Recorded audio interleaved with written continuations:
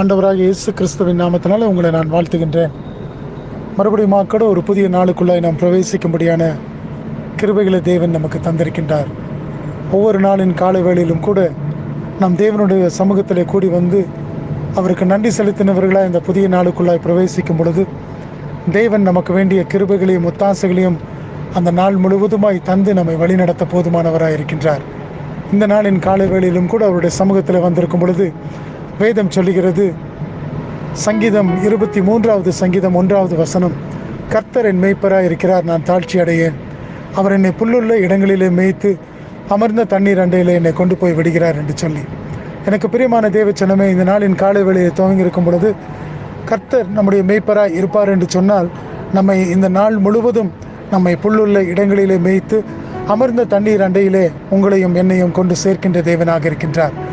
ஆம், நம்முடைய தேவன் நம்மோடு கூட இருக்கும் பொழுது நமக்கு ஒன்றும் குறைவில்லை என்று சொல்லி நாம் அதே சங்கீதத்தில் பார்க்கின்றோம்.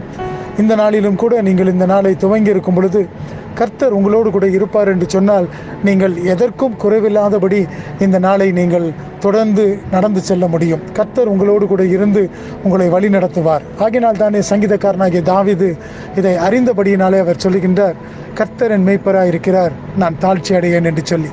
இன்றைக்கும் கூட அநேக குறைபாடுகளினாலே நான் என்ன செய்வேன் என்று சொல்லி கலங்கி கொண்டிருக்கின்றாயா? கர்த்தர் உன்னுடைய தெய்வமாக இருப்பார் என்று சொன்னால், கர்த்தர் உன்னுடைய மேய்ப்பராக இருப்பார் என்று சொன்னால், உன்னுடைய இந்த நாளின் பிரயாணத்தில் அவர் உனக்கு போதுமானவராய், உன்னுடைய குறைச்சல்கள் எல்லாவற்றிலும் அவர் நிறைவாக்கக்கூடியவராக இருக்கின்றார். ஆம், நிறைவானது வரும் பொழுது குறைவானது அகன்று போகும் என்று சொல்லி நாம் வேதத்தில் பார்க்கின்றோம். நிறைவாகிய ஆண்டவராகிய இயேசு கிறிஸ்து உங்களிடத்தில் இருப்பார் என்று சொன்னால் குறைவுகள் எல்லாவற்றையும் அவர் நீக்கி போட போதுமான தேவனாக இருக்கின்றார்.